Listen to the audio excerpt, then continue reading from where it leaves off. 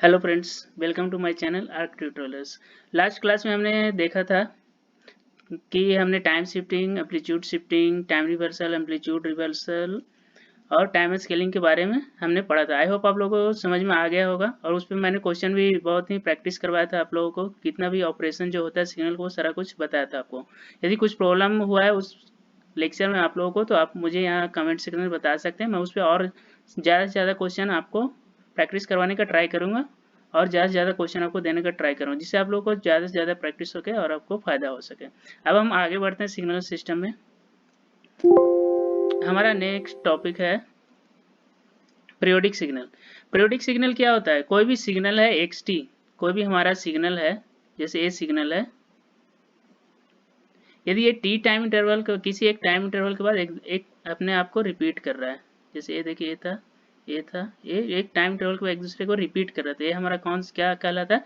Periodic signal होता है। यदि मान लीजिए ये टी टाइम इंटरवल के बाद रिपीट कर रहा है तो इसका टाइम पीरियड क्या होता है? टी होता है। तो वही है, ये फंक्शन, कोई एक फंक्शन एक्स है जो कि पीरियोडिक विथ टी है, पीरियोडिक विथ टी यानी कि टी उसका टाइम इंटरवल है, तो वो फंक्शन जो होता है उसको हम इस तरह से भी लिख सकते हैं। यदि कोई फंक्शन है जो कि टी टाइम इंटरवल के बाद एक दूसरे को रिपीट कर रहा है तो उसको हम पीरियोडिक सिग्नल कहते हैं। यानी कि किसी फंक्शन को यदि टी टाइम इंटरवल से एन टी टाइम इंटरवल से यदि आप उसको राइट शिफ्ट करें या लेफ्ट शिफ्ट करें तो अपने आप को सेम ही वो फंक्शन आ जाए, तो वो फंक्शन क्या कहलाता है? पीरियोडिक होता है। आप उस फंक्शन को चाहे राइट शिफ्ट कीजिए चाहे लेफ्ट शिफ्ट कीजिए, वो फंक्शन क्या होगा? वो पीरियोडिक हो जाएगा यदि सेम वैल्यू आ रहा है। तो यहाँ पर x of t equal to t plus n t, यदि इस कंडीशन को कोई भी फंक्शन सेटिस्फाई कर रहा है तो वो फंक्शन क्या है? पीरियोडिक होता है। यदि कोई भी function x t equal to x of t plus minus n t, यानी कि लेफ्ट शिफ्ट करिए चाहे राइट शिफ्ट कीजिए, यदि वो अपने आप को रिपीट कर रहा है, सेम टी शिफ्ट होने के बाद सेम फंक्शन आ रहा है, तो वो फंक्शन क्या कहलाता है? पीरियोडिक फंक्शन कहलाता है। यहाँ पर एन होगा, कोई भी इंटीजर होगा, टी जो होता है उसका फंडामेंटल टाइम पीरियड होता है। जैसे फंडामेंटल टाइम पीरियड का ये हो गया डिफिनीशन, क्या होता है?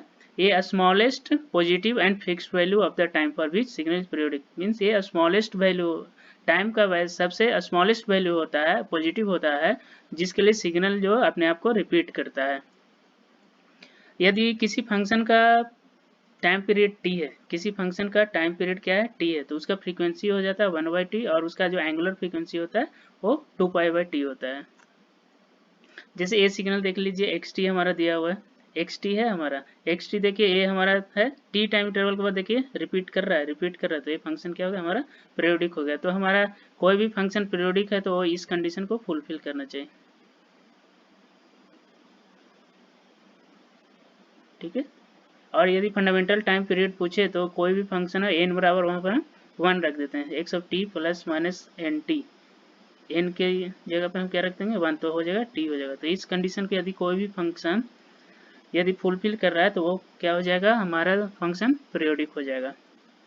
जैसे हमें एक क्वेश्चन दिया हुआ है जिसका फंडामेंटल टाइम पीरियड निकालना है, x t equal to e to the power j omega t. अभी हमने एक कंडीशन पढ़ा, कोई भी फंक्शन यदि पीरियोडिक है तो टी टाइम, यदि उसका टाइम इंटरवल टी है तो ये टी टाइम इंटरवल के बाद खुद को रिपीट करना चाहिए। मतलब एक्स टी इक्वल टू हो जाना चाहिए x of t plus t, x t हमारा क्या है? E to the power j omega naught t, x of t plus t, यानी कि टी के को टी से टी प्लस टी के स्थान पर हम टी के प्लेस पर क्या रखना है? टी प्लस टी, यानी कि e to the power j omega naught t plus t. इसको हम सोल्व करते हैं तो हमारा क्या आएगा? टाइम पीरियड वो हमें देखना है, e to the power j omega naught t equal to e to the power j omega naught t, plus में तो हम इसको मल्टीप्लिकेशन में लिख सकते हैं, e to the power j omega naught t, a से हमारा कैंसिल होगा, 1 होगा, 1 equal to e to the power j omega naught t. अभी हमारा 1 कब होता है? जब ई टू दी पावर जे 2π हो, 2π का कोई भी फंक्शन होता है हमारा क्या हो जाता है? 1 हो जाता है। तो यहाँ से हमारा पावर को दोनों इक्वल कर सकते हैं, omega naught t equal to कितना हो गया? 2π के, तो t इक्वल टू क्या हो जाएगा? 2π/ओमेगा नॉट इंटू के। तो k का वैल्यू यहाँ पर कुछ भी नेचुरल नंबर हो सकता है, k नेचुरल नंबर है। तो फॉर फंडामेंटल टाइम पीरियड पूछ रहा है तो k का वैल्यू कितना हो जाएगा? 1 हो जाएगा।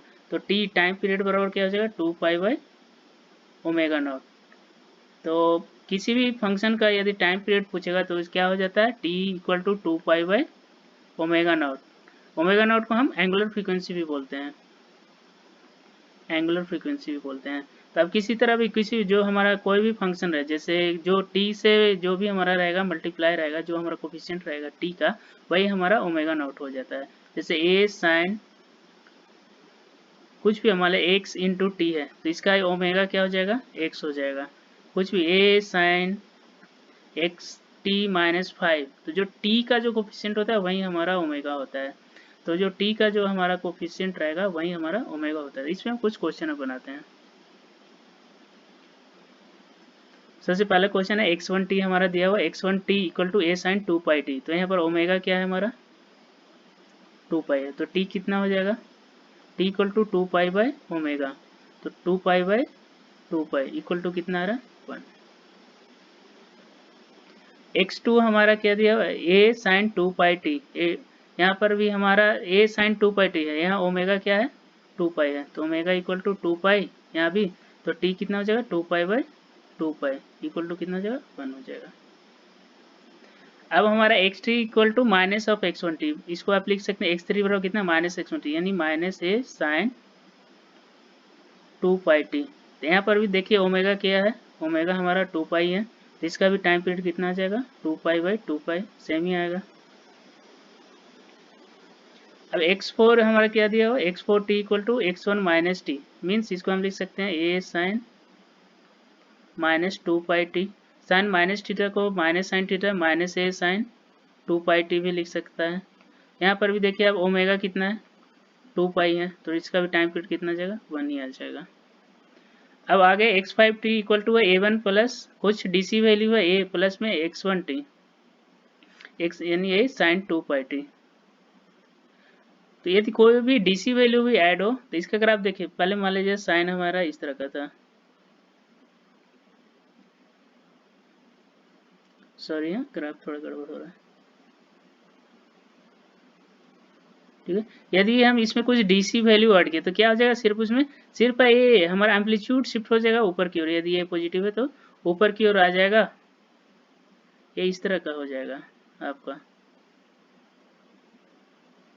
एक ग्राफ इस तरह का आ गया। लेकिन पीरियड तो हमारा जो पीरियड रहेगा, इसका जो पीरियड है टी है, वही पीरियड यहाँ पर भी है, उससे अपना ये खुद को रिपीट कर रहा है। जो यहाँ पर 0 है फिर टी टाइम इंटरवल को फिर से 0 हो रहा है। यदि यहाँ पर a प्लस 1 हो रहा है तो टी टाइम इंटरवल को फिर से a प्लस 1 हो रहा है। हम देखते हैं कि फिर से रिपीट कर रहा है। तो कोई भी डीसी सिग्नल भी यदि उसको एम्पलीट्यूड शिफ्टिंग भी करते हैं तब भी इसका देख रहे हैं ओमेगा, तो यहाँ 2 पाई है, यहाँ पर हम यही वाला देखते हैं जो इसका 2 पाई है। तो t इक्वल टू क्या हो जाएगा इसका 2 pi by 2 pi equal to 1। तो अभी हमने देखा कि यदि कोई भी सिग्नल है xt है, आपने इसका फेज शिफ्ट कर दिया, एम्पलीट्यूड रिवर्सल किया, टाइम रिवर्सल किया, एम्पलीट्यूड शिफ्टिंग किया, तब भी इसका टाइम पीरियड चेंज नहीं हुआ। तो हम इस तरह से हम लिख सकते हैं। एक और है हमारा क्वेश्चन है t माइनस टी से, इस सिग्नल को आपने t माइनस टी से क्या कर दिया शिफ्ट कर दिया, तो भी हम t माइनस टी से भी शिफ्ट करें, यदि इसका टाइम पीरियड t ही है, इसको हम t से भी शिफ्ट भी करते हैं, या कुछ भी रहता है 30 से भी शिफ्ट कर देते हैं, तभी इसको हम क्या लिख सकते हैं a sine 2 pi t minus t. इसमें हम लेकिन सिर्फ इसका जो t का जो कोफिशिएंट होता है ना, हम सिर्फ उस पर चलते हैं, बाकी जो भी कांस्टेंट है जो t से फ्री टर्म है हम उस पर नहीं ध्यान देते। जो सिर्फ t का कोफिशिएंट होता है सिर्फ हम उस वाले पर चलते हैं, वो हमारा ओमेगा होता है। यदि यहाँ पर कुछ भी, यदि यहाँ पर kx भी रहता है, ky y के टर्म में रहता है, कुछ और भी टर्म रहता है, लेकिन हम सिर्फ यहाँ पर क्या लिखते हैं, ये जो हमारा रहता है t वाला टर्म वो हमारा होता है एंगुलर फ्रीक्वेंसी, वो होता है हमारा ओमेगा। तो t वाला यहाँ पर फिर से 2 पाई कॉन्स्टेंट ही है, ओमेगा इक्वल टू 2 पाई है, तो इसका भी t equal to 2 pi by 2 pi equal to 1 हो जाएगा टाइम पीरियड। तो इस तरह से हमने देखा कि time period of A signal जो होता है unaffected by time shifting, time shift कर रहे हैं तब भी हमारा अनअफेक्ट रहेगा, टाइम रिवर्सल कर रहे हैं तब भी अनअफेक्ट रहेगा, एम्पलीट्यूड रिवर्सल कर रहे हैं तब भी हमारा कोई फर्क नहीं पड़ता, एम्पलीट्यूड शिफ्टिंग कर रहे हैं तब भी हमारा कोई फर्क पड़ता है, या फेज चेंज कर रहे हैं फेज में तब भी हमारा सिग्नल के टाइम पीरियड पे कोई इफेक्ट नहीं पड़ता। ये हमने लास्ट एग्जाम्पल से देखा। अब हम आगे देखिए, हमारा कोई भी सिग्नल दिया हुआ है, ठीक है, वो क्या है, हमारा जो सिग्नल है वो सम ऑफ 2 पीरियोडिक सिग्नल है। तो वो दो सम ऑफ 2 पीरियोडिक सिग्नल तो वो तभी पीरियोडिक होगा यदि उनका जो इंडिविजुअल जो टाइम पीरियड है, फंडामेंटल टाइम पीरियड है और फ्रीक्वेंसी है, वो उनका जो रेशियो हो वो रेशनल हो तभी वो हमारा जो सिग्नल होगा वो पीरियोडिक होगा। इसको हम एक इस तरह से समझते हैं, हमारा xt है जो कि x1t है प्लस में x2t है। xt का हमारा है टाइम पीरियड क्या है, t1 है, f1 है, ω1 है। x2 का हमारा है t2 है, f2 है, ω2 है। तो ये हमारा xt तभी यहाँ पर पीरियोडिक होगा if t1 by t2, f1 by f2 या ω1 बाई ω2 क्या हो, रेशनल हो, तभी ये हमारा क्या हो जाएगा, xt हो जाएगा, वो पीरियोडिक होगा। यदि ये रेशनल नहीं होगा तो हमारा पीरियोडिक नहीं होगा। यदि अब ये रेशनल आ गया और फिर हमें निकालना है कि इसका पीरियड क्या होगा, तो पीरियड ऑफ xt क्या हो जाएगा, यदि t1 t2 हम निकालें तो एलसीएम ऑफ t1 t2। यदि एंगुलर फ्रीक्वेंसी निकालना है, xt का angular frequency omega equal to हो जाएगा, वो होता है हमारा HCF ऑफ ω1 ω2 या HCF ऑफ, यदि फ्रीक्वेंसी निकालना है कॉमन फ्रीक्वेंसी तो हमारा होता है HCF ऑफ f1 और f2t। इसको हम कुछ एग्जांपल से हम समझेंगे, लेकिन उससे पहले हम आपको एक एक सिंपल सा मैथमेटिकल फॉर्मूला बनाते हैं। जैसे P1 बाई Q1 है, P2 अपॉन Q2 है, ये हमारा मान लीजिए x है, ये हमारा मान लीजिए y है। तो एलसीएम ऑफ एक्स वाई क्या हो जाएगा, LCM of P1 Q1 upon divided by P1 Q2। यदि HCF निकाला जाए, निकालने के लिए रहेगा एक्स वाई का, तो हमारा क्या हो जाता है, HCF of P1 Q1 divided by HCF of P1 P2। HCF of यहाँ पर भी होगा एलसीएम ऑफ P1 P2 और HCF ऑफ Q1 Q2। यहाँ HCF ऑफ एक्स वाई बोलेगा तो HCF ऑफ P1 P2 और HCF ऑफ Q1 Q2। ये हमारा इस तरह से निकलेगा। ये आप इस फॉर्मूले को याद रखिएगा, आगे यूज आएगा। यदि कोई भी रेशनल नंबर दिया हो P1 upon Q1 P2 upon Q2, इसको हमने x माना, इसको y माना, तो उसका एलसीएम निकालना रहा, तो एलसीएम क्या हो जाएगा, LCM of P1 P2 divided by HCF of P1 Q2। वहीं यदि HCF बोलेगा तो ऊपर वाले का HCF और नीचे वाले का एलसीएम, नीचे वाले का एलसीएम।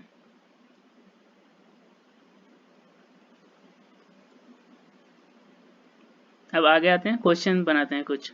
सबसे पहले हमारा क्वेश्चन दिया हुआ है sin 2t plus cos 3πt। यहाँ पर देखिए ω1 क्या है, 2 है, ω2 क्या है, 3π है। तो ω1 अपॉन ω2 क्या हो गया, 2 अपॉन 3π। रेशनल है कि इरेशनल है, इरेशनल है, क्योंकि 3π हो गया, इरेशनल हो गया, तो पीरियोडिक होगा, नहीं होगा, नॉन पीरियोडिक। ठीक है। अब आगे क्वेश्चन है xt equal to cos of 2πt और plus cos of root 2πt। ω1 कितना है, 2π है, ω2 कितना है, रूट 2π। ओमेगा क्या होता है, जो t का जो कोफिशिएंट होता है वो होता है। तो ω1 अपॉन ω2 हमारा क्या आ रहा है, 2π upon root 2π equal to root 2। Rational है, नहीं है, तो हमारा ये पीरियोडिक होगा, नॉन नहीं पीरियोडिक होगा, तो भी हमारा नॉन पीरियोडिक हो गया। अब हमारा देखिए xt है, ω1 कितना आ गया, 4π, ω2 कितना आ गया, 7π। तो इसका ω1 अपॉन ω2 देखिए 4π अपॉन 7π इक्वल टू कितना आ गया, 4/7 हो गया। तो रेशनल है, तो ये पीरियोडिक होगा, तो ये पीरियोडिक होगा। तब इसको निकालने के लिए हम इसका पीरियड निकालते हैं। दो मेथड से निकाल सकते हैं। फर्स्ट मेथड से हमें ω1 पता है, ω2 भी हमें पता है, तो कॉमन ओमेगा क्या हो जाएगा, ω0 इसका क्या हो जाएगा, हमने लास्ट लेक्चर में बताया था HCF ऑफ ω1 ω2।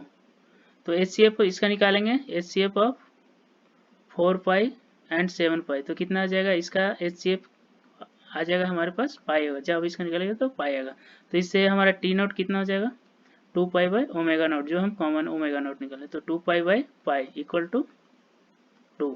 ठीक है। अब सेकेंड मेथड देखिए,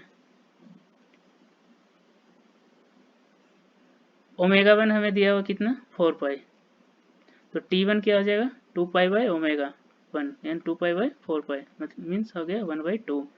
ओमेगा 2 हमें कितना दिया हुआ 7 पाई, T2 कितना हो जाएगा 2 pi upon 7 pi equal to कितना हो जाएगा 2 बाई 7। तो T हमारा क्या हो जाएगा common LCM of T1 and T2, T1 और T2 का LCM equal to LCM of 1 by 2 और 2 बाई 7। तो LCM of P1 by Q1 और P2 बाई Q2, तो LCM ऑफ क्या हो जाएगा LCM ऑफ 1 एंड 2 और HCF ऑफ 2 एंड 7। तो LCM ऑफ 1 एंड 2 कितना होता है 2 होता है, HCF 2 और 7 1 इक्वल टू कितना हो गया 2। दोनों मेथड सेम आया। आई होप आप लोगों को समझ में आया होगा। अब हम आगे देखते हैं। अब हम एरिया के बारे में पढ़ेंगे। एरिया क्या होता है किसी भी सिग्नल का, वो देखना है। तो एरिया देखिए, कोई भी हमारा सिग्नल दिया हुआ है इस तरह का, ठीक है। तो एरिया क्या होता है, एरिया जो इसके अंदर जो आता है ना, इस ग्राफ के अंदर जो भी ये टोटल पोर्शन होता है ना, उसको हम एरिया कहते हैं। ये टोटल एरिया होता है। यदि आपको किसी टाइम इंटरवल के बीच में निकालना है, तो T1 से मान लीजिए T2 के बीच में निकालना है, तो ये इन टाइम इंटरवल के बीच में जो हमारा इस ग्राफ के बिलो जो भी हमारा एरिया है ना, वो हमारा क्या कहलाता है, वो एरिया होता है। एक्स एक्सिस और ये जो ग्राफ है इसके बीच में जो भी हमारा ये जो हमारा शेडेड पोर्शन है, वो T1 और T2 के बीच का एरिया कहलाएगा। यदि पूरा पूरा इस बोलेगा इस ग्राफ में कितना एरिया है, तो ये पूरा माइनस इन्फिनिटी से प्लस इन्फिनिटी तक जो भी हमारा एक्स एक्सिस के साथ इसका जो शेडेड पोर्शन बन रहा है, बिलो जो उसका है एक्स एक्सिस और ग्राफ जो ग्राफ है उसके बीच में जो भी हमारा पोर्शन होता है, वो पूरा पोर्शन हमारा क्या कहलाता है, एरिया कहलाता है। तो एरिया का हम इस तरह से हम देख सकते हैं। एरिया हम क्या लिख सकते हैं, यदि एरिया को हमारा पूरा देखना है माइनस इन्फिनिटी से पूरा पूछे, सिर्फ एरिया पूछे कि कोई भी हमारा ग्राफ दिया हुआ है y equal to x t, इसके द्वारा कितना एरिया हमारा है, टोटल एरिया कितना बना रहा है, तो y बराबर एक्स टी का ग्राफ है और ये हमारा एक्स एक्सिस है। तो इन दोनों के बीच में जो भी हमारा पोर्शन रहेगा, जो भी हमारा पोर्शन है, वो हमारा क्या कहलाता है, एरिया कहलाता है। तो ये कहाँ से कहाँ तक जाता है, minus infinity two plus infinity तक, माइनस इन्फिनिटी टू इन्फिनिटी। ये इंटीग्रेशन है हमारा x of T into D T. ये हमारा हो जाता है क्या, ये एरिया कहाँ से कहाँ तक होगा, माइनस इन्फिनिटी से प्लस इन्फिनिटी तक। अब कोई पूछे एरिया की सिर्फ किसी एक पोर्शन में चाहिए, एरिया जो है हमें कहाँ चाहिए, एरिया ऑफ एक्स टी जो है हमें चाहिए सिर्फ एक टाइम रेंज में, टाइम इंटरवल में चाहिए। कौन सा टाइम इंटरवल में चाहिए, इंटरवल T1 से T2 के बीच में चाहिए। तो उसमें हमारा एरिया क्या हो जाएगा, माइनस सॉरी T1 से T2 में, तो T1 से लेके T2 उसी सिग्नल को हम इंटीग्रेट कर देंगे सिर्फ उस टाइम इंटरवल के बीच में, T1 से T2, यानी कि एरिया क्या हो जाएगा, ये इस तरह से T1 से T2 के बीच में हम उस सिग्नल को क्या कर देंगे, इंटीग्रेट कर देंगे। तो इस टाइम इंटरवल में T1 से T2 के बीच में कर रहा है, तो इसके बीच में जो भी हमारा जो ये शेडेड पोर्शन है वो हमारा एरिया होगा। तो इसके लिए हमें इस सिग्नल को क्या करना पड़ेगा, T1 से T2 के बीच में हम इसको इंटीग्रेट कर देंगे। तो यदि इसका पूरा एरिया पूछेगा तो माइनस इन्फिनिटी से प्लस इन्फिनिटी तक इंटीग्रेट करना है। यदि सिर्फ टाइम इंटरवल के बीच में पूछेगा T1 से T2, तो उस टाइम इंटरवल के बीच में सिर्फ उस एरिया उसे हमें इंटीग्रेट करना है। अब एवरेज वैल्यू,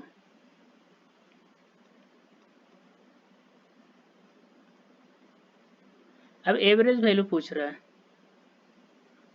एवरेज वैल्यू क्या होता है, जैसे कोई भी हम जा रहे हैं, हमें 10 किलोमीटर का डिस्टेंस तय करना है, ठीक है।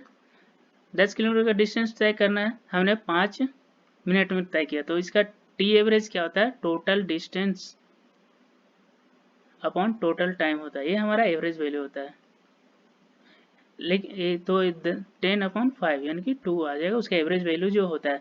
एक होता है एवरेज होता है, एक इंस्टेंटेनियस होता है। इंस्टेंटेनियस हमारा क्या होता है, इंस्टेंटेनियस मतलब जैसे 10 किलोमीटर में चल रहे हैं, तो हमारा उसका 9 किलोमीटर पर उसका कितना हमारा है, उसका स्पीड कितना है, उसका स्पीड है, तो उसको हम बोलते हैं, उसको इंस्टेंटेनियस कहते हैं। लेकिन यदि एवरेज पूछा जा रहा है, तो उसमें एवरेज हम क्या कर देंगे कि हम टोटल को लेते हैं, कितना टोटल चलने में उसको कितना लगा।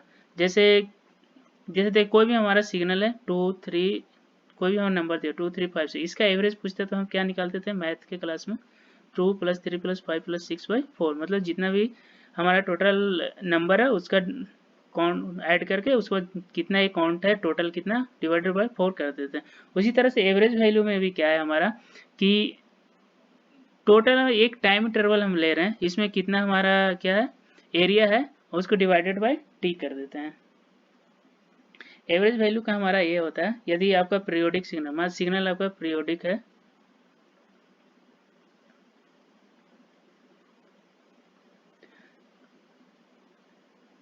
-T0/2 से T0/2 x of t into D T, इसको आप डिवाइड कर दीजिए t से। तो ये जो इसका t टाइम इंटरवल में जो भी एरिया है, टोटल एरिया कितना उसको डिवाइडेड बाय t कर दीजिए, तो उसका एवरेज वैल्यू निकल जाता है। उसका कितना टोटल एवरेज वैल्यू है वो हमारा निकलता है। जैसे हम पूरा निकाल दीजिए, अब इसका टोटल एवरेज वैल्यू कितना हो गया, टोटल जो है वैल्यू है इतना, T1 से T2 के बीच में टोटल इसका वैल्यू इतना है, इसका एवरेज वैल्यू कितना हो जाएगा। तो टोटल नंबर जो है, जैसे ये तो डिस्क्रीट नहीं है, ये कंटिन्यूस है, तो इंटीग्रेट करना, यदि ये डिस्क्रीट रहता तो कैसे, जैसे 2 3 5 6 रहता तो इसका एवरेज निकालने का था तो 2 + 3 + 5 + 6/4 कर देते हैं, जो भी हमारा इसका टोटल है। उसी तरह से इसमें भी देखिए, इसमें भी छोटा छोटा वो रहता है, इसको हम डिस्क्रीट कर, इंटीग्रेशन भी एक तरह से एडिशन ही होता है, तो कंटिन्यूस सिग्नल है, तो हम इसमें भी इस टाइम इंटरवल के बीच में इसको इंटीग्रेट किए, और इंटीग्रेट करने के बाद उसका जो है टाइम इंटरवल है जो T1 से T2 है उसके डिवाइड करें तो वो हमारा एवरेज वैल्यू हो जाएगा। तो ये पीरियोडिक सिग्नल का है, एवरेज वैल्यू निकालना है तो हम उस सिग्नल को -T/2 से +T/2 उस टाइम इंटरवल के बीच में इंटीग्रेट करके डिवाइडेड बाय टी कर देंगे। पीरियोडिक सिग्नल के लिए हुआ। अब नॉन पीरियोडिक सिग्नल है, नॉन पीरियोडिक सिग्नल का एवरेज वैल्यू निकालना है, तो उसके लिए हमारा क्या हो जाता है, इसको भी सेम करना है, एक टाइम इंटरवल के बीच में इसको भी आप -T/2 से T/2 x of t into D T divided by t कर दीजिए, लेकिन इस बार हमारा t में लिमिट ला जाएगा, t टेंड्स टू इन्फिनिटी। जैसे पीरियोडिक सिग्नल में हमारा क्या था, पीरियोडिक सिग्नल में तो ये हमारा रिपीट कर रहा है, देखा जाए तो सिग्नल तो रिपीट करना है, तो इसलिए हम एक ही टाइम इंटरवल t में निकाल देंगे तो हमारा एवरेज वैल्यू आ जाएगा, जो इसका एवरेज वैल्यू होगा वो इसका एवरेज वैल्यू होगा। लेकिन हमारा नॉन पीरियोडिक सिग्नल तो हमारा कुछ इस तरह का वेरी करता है, कुछ पीरियोडिक होता नहीं है, तो इसके लिए हमें क्या करना है, पूरा पूरा इसका टाइम पूरा लेना पड़ेगा, टाइम जो होना चाहिए -∞ से -∞ तक पूरा इसका हमें इंटीग्रेट करना पड़ेगा, उसके बाद उसको डिवाइड करना। तो उसको लिखने के लिए कि उसको, तो इसको इंटीग्रेट करने के लिए सही ढंग से हम क्या करते हैं, माने एक टाइम इंटरवल ले लेते हैं, T/2 से T/2 x of t into D T करते हैं, लेकिन हमारा लिमिट क्या हो जाता है, t टेंस टू इन्फिनिटी हो गया, t टेंस टू इन्फिनिटी हो गया, यानी कि -∞ से माइनस से +∞ तक ही हम इसको इंटीग्रेट कर रहे हैं, और डिवाइडेड बाय उसका जो टाइम इंटरवल हो गया, टोटल टाइम इंटरवल t करें तो t कर दें, तो एक तरह से इसको इन्फिनिटी पूरा जो टाइम इंटरवल हम ले लिए -∞ टू +∞ इंटीग्रेट किए, डिवाइडेड बाय क्या कर दिया t, यानी कि पूरा टाइम इंटरवल भी हम ले रहे हैं। तो हमारा जो नॉन पीरियोडिक सिग्नल का होगा वो हमारा ए फॉर्मूला आएगा, और जो हमारा पीरियोडिक सिग्नल का होगा वो ये फार्मूला आएगा। पीरियोडिक सिग्नल के लिए हमारा ए फार्मूला, और नॉन पीरियोडिक सिग्नल के लिए एवरेज वैल्यू निकालने के लिए हमारा ए फार्मूला है। ठीक है, आगे हम चलते हैं। जैसे आपको ये निकालना है, find the average value of the signal, average value of signal है, ये देखिए अभी सिग्नल क्या हमारा पीरियोडिक है कि नॉन पीरियोडिक है, तो आप देख रहे हैं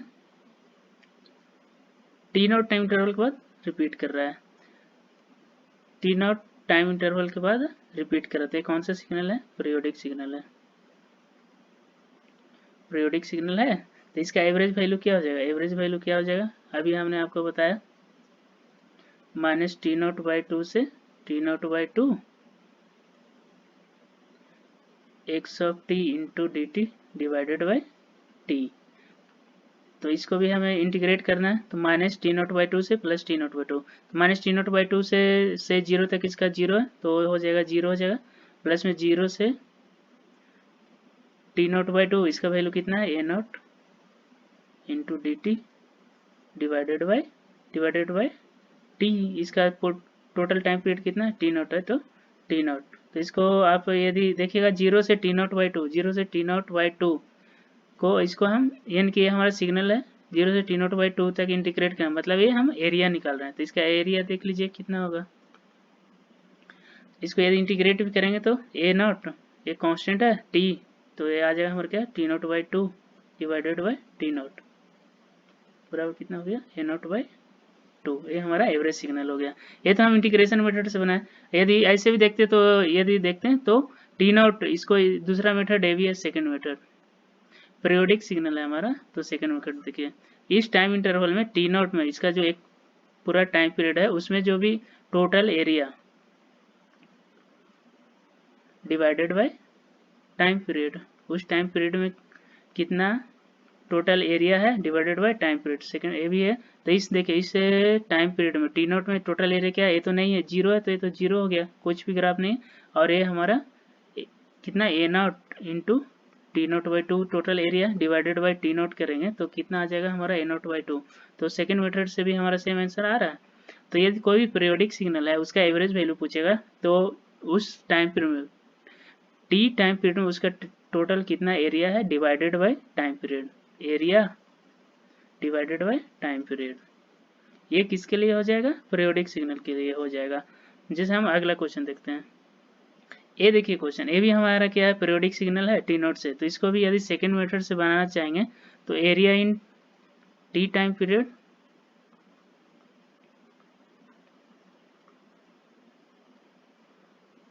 टी नोट है तो T note time period divided by T note. तो इसका एरिया देखिए ए नोट है, हाइट इसका कितना है ए नोट है, तो एरिया कितना हो जाएगा 1/2 into A note into t naught by 2, total कितना हो जाएगा, कितना हो गया इसका ए नोट बाई 4 हो गया। अब यदि आप इसका इससे चलते हैं कि हम जो फार्मूला बताए हैं कि एवरेज वैल्यू क्या होता है पीरियोडिक सिग्नल का, तो हमारा क्या करना पड़ता है आपको, माइनस टी नोट बाई 2 से T naught by 2 x of T into D T divided by t note. तो इसको सबसे पहले आप इसको यहाँ से यहाँ तक इंटीग्रेट करते हैं ए सिग्नल लेके, उसके बाद ए सिग्नल। तो उससे अच्छा है कि आपको ये सेकेंड मेथड जो है, सेकेंड मेथड जिसमें कि आपको एवरेज वैल्यू पूछना रहेगा पीरियोडिक सिग्नल का, तो टी नोट में अपना जो आपका ग्राफ जो है जो कितना टोटल एरिया बना रहा है डिवाइडेड बाय टाइम पीरियड कर दीजिए, आपका एवरेज वैल्यू निकल जाएगा। ये क्वेश्चन है, ये भी देखिए पीरियोडिक है, टी टाइम इंटरवल के बाद पीरियोडिक है। यहाँ देखिए इसका टाइम पीरियड कितना है, टी नोट है, टी नोट के बाद रिपीट कर रहा है, तो ये भी सिग्नल हमारा पीरियोडिक है। तो इसका भी यदि एवरेज निकालना है तो क्या हो जाएगा, एरिया, एरिया कितना टी टाइम पीरियड में, इसका एरिया ए है प्लस में ए है, दोनों को हमें ऐड करना है। तो इसका ऐड करने के बाद हमारा कितना आ जाएगा, ये देखिए टी नोट बाई 2 तक में क्या आ जाएगा 4 इंटू, ये हमारा 4 दिया value, T naught by 2 plus में ट्रायंगल है 1/2 into 2 into t naught by 2 divided by total time period. तो 2 टी नोट प्लस में T naught by 2 divided by t note कितना हो जाएगा 5/2।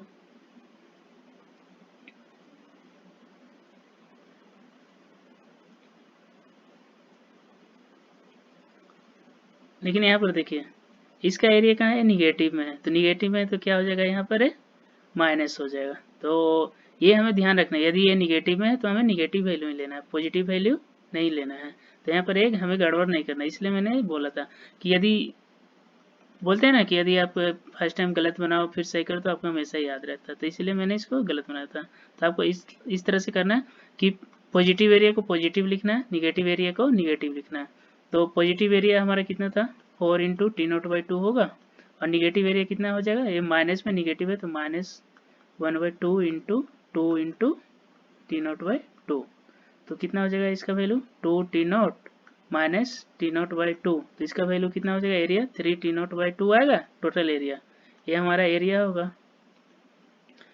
तो हमारा एवरेज वैल्यू कितना हो जाएगा 3 t naught by 2 divided by t naught equal to कितना हो गया 3/2। तो इसका सही आंसर 3/2 होगा, 5/2 नहीं होगा। इन दोनों एरिया को ऐड नहीं करना क्योंकि ये निगेटिव साइड में है, तो यहाँ पर इसका मैग्नीट्यूड -2 है, तो 1/2 इंटू -2 लिखेंगे तो अपने आप माइनस हो जाएगा, तो ये 3/2 होगा।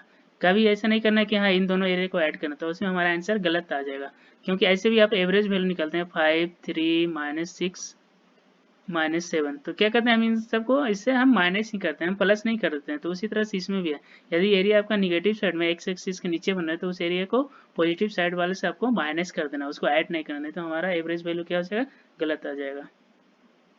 अब हमारा देखिए ये है हमारा x t equal to n out into u t, ये हमारा पीरियोडिक है कि नॉन पीरियोडिक है, नॉन पीरियोडिक है। तो इसको क्या करना है, क्या बोला था मैंने आपको कि एक हमें टाइम इंटरवल लेना है -T0/2 से +T0/2 तक, -T0/2 से ले लिया +T0/2 तक, ये हमारा ऑरिजिन है इसके क्रॉस में। इसके फिर हमें क्या होता है, इसका average value non periodic signal का हमारा एवरेज वैल्यू क्या हो जाता है, लिमिट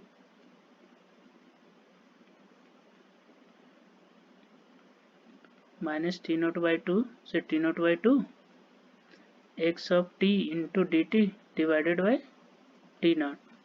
तो देखिए इसका भी इस तरह से निकालना है, limit T0 tense to infinity हो गया, -T0/2 से 2 तक तो 0 थे तो 0 हो गया, यहाँ से यहाँ तक का इसका एरिया निकालेगा तो क्या हो जाएगा, A0 इंटू T0/2, क्या आ जाएगा A0 इंटू T0/2, टोटल हमारा T0 है तो इसका कितना आ जाएगा एवरेज वैल्यू, A0/2 आ जाएगा। आई होप आपको समझ में आया होगा। कोई भी सिग्नल रहता है, मान लिया जाए कुछ इस तरह का रहता, ठीक है, एक्सपोनेंशियल सिग्नल है तो इसका भी यदि एवरेज निकालना कर रहा था तो हम -T0/2 से T0/2 तक इसका हम एरिया निकालते हैं, उसको डिवाइडेड बाई T0 करते हैं और फिर लिमिट पुट करते हैं, limit T0 tense to infinity, तो हमारा इसका एवरेज वैल्यू निकलता है। तो कभी भी नॉन पीरियोडिक सिग्नल का आपको एवरेज वैल्यू निकालना चाहे तो आपको सीधे इंटीग्रेशन कर देना है।